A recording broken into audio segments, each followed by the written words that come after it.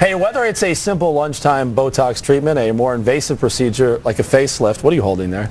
Cosmetic surgery is a booming industry that's only getting Isn't this that thing you do when you're like stressed out and you... I don't think so. Coming up, we're going to talk to a plastic surgeon about the 4 hottest trends in plastic surgery for 2008. Silicone or saline? Go deep. I love this. Feel that. Yeah. An autopsy done on Kanye West's mother cannot pinpoint the exact cause of her death. Donde West died in November, one day after undergoing a breast reduction, tummy tuck and liposuction. The Los Angeles County Coroner's Office says heart disease and plastic surgery could have played a role in her death, but the exact contribution of each factor could not be determined. Jan? Thank you, Mike. Dr. Greg Wiener is a plastic surgeon, and in just a minute we'll be talking about the top 5 trends in cosmetic surgery. But first, let's talk about Donde West and the risks of plastic surgery. Earlier reports stated that she'd gone somewhere first, the plastic surgeon would not operate on her, went to someone else. Right. How common is that? Well, the key thing here is that she did go to a board-certified plastic surgeon first, and she had some medical problems. He understood those problems, and he wanted her to get clearance from an internist. And the problem is that she didn't do that, and she went to somebody who would not do that, and he did the surgery without the clearance. And she obviously needed some testing before she went under this procedure. Yeah, she was on our show. You can see well, we had the video earlier. She was on our show, and I interviewed her, and she seemed very healthy to me. Right. Is it the plastic surgeon's job, though, to get that internist to give the clearance?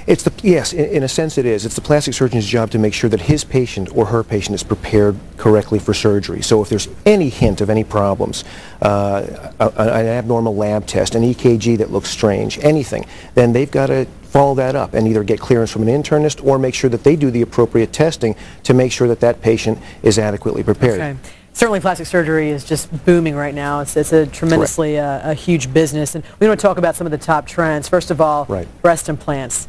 It's a big deal these days, especially that silicone has come back into the market. You have some examples here of silicone and saline. Yeah. Clearly the silicone feels, I've felt them earlier, feels a lot more real. Oh, absolutely. The silicone in my right hand here is softer. It's a lot more natural feeling, and this is the saline, which is what we've had to use for the last 15 years.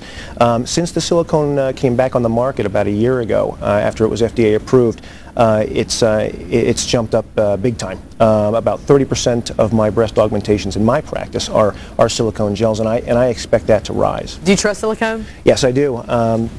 My wife has silicone gel implants, and she's breastfeeding right now, and so I do trust the technology, absolutely. Yeah, and you did your wife's breast implants. Yes, I did. So you're obviously a believer in that. Non-invasive wrinkle erasers, I hear that's a big one with men and women. Right. The less invasive procedures have skyrocketed, up 400%, over 400% since '97, and it's just amazing.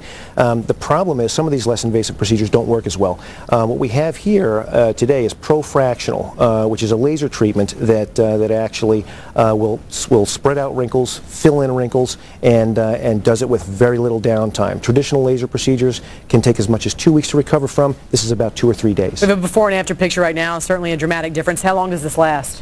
This is permanent. This is permanent. Yep. So her face on the right will be that way. Absolutely. I mean, of course, the aging process will continue, but the results are permanent. Yeah.